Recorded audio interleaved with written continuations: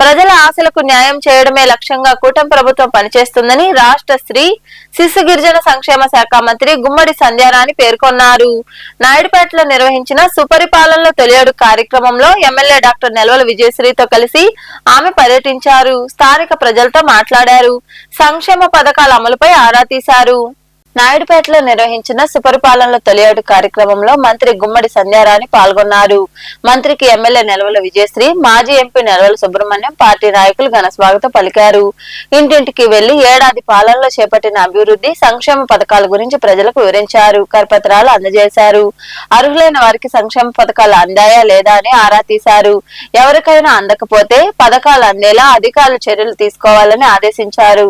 ఈ సందర్భంగా మంత్రి సంధ్యారాణి మాట్లాడుతూ, ఇప్పటి వరకు రాష్ట్రానికి 9,50,000 కోట్ల పెట్టుబడి వచ్చాయని, 5 లక్షల మందికి ఉద్యోగ ఉపాధి కల్పించామని తెలిపారు. గత ప్రభుత్వ పాలనలో ప్రజలు అనేక ఇబ్బందులు ఎదుర్కొన్నారన్నారు.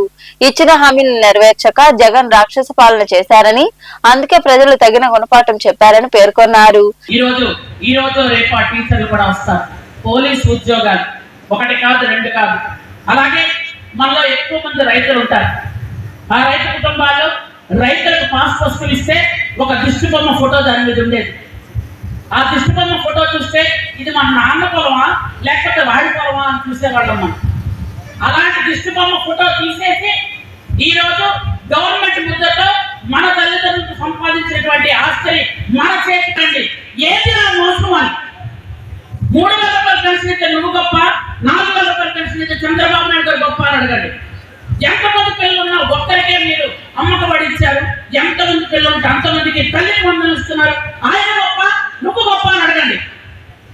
అలాగే కరెంటు చాలా ఇష్టం వచ్చినట్టు బాగుతున్నారు అంటే, ఈ రోజు వరకు మీరు వాగిన బయట ధైర్యంగా తిరుగుతున్నారు అంటే చట్టాన్ని గౌరవించమని ఒకే ఒక కారణంతో ఈరోజు మీరు అందరూ తిరుగుతున్నారు.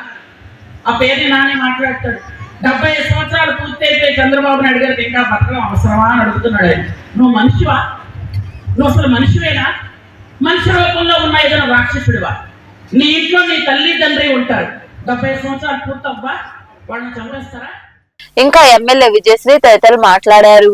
మన సుపరిపాలనలో తొలి అడుగు కార్యక్రమంలో భాగంగా మన కూటమి ప్రభుత్వం ఏర్పడి సంవత్సరం రోజులు పూర్తయింది.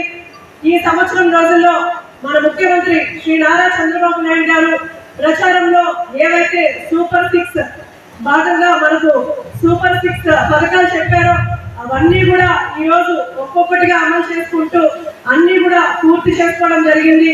ఒక్క సంవత్సరం మాత్రమే కూటమి ప్రభుత్వం అధికారంలోకి వచ్చింది. ఈ సంవత్సరం రోజుల్లోనే అటు అభివృద్ధి ఇటు సంక్షేమాన్ని రెండో సమపాలన తీసుకెళ్తున్న ఒకే ఒక నాయకుడు మన ముఖ్యమంత్రి శ్రీ నారా చంద్రబాబు నాయుడు గారు. అలాగే మీకు తెలుసు గత ప్రభుత్వం పాలన ఎలా ఉండిందో పెద్దలందరూ కూడా వివరించారు.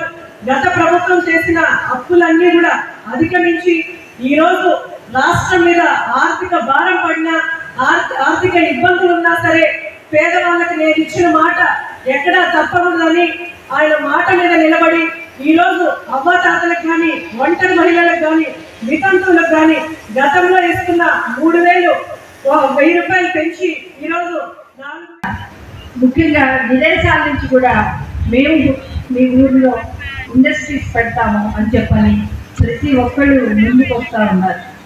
రేపు అవన్నీ స్టార్ట్ అయితే లక్షలాదిగా యువతకి ఉద్యోగ అవకాశాలను కల్పిస్తారని చెప్పని మీకు అందరికీ తెలియజేస్తూ ఉన్నాము.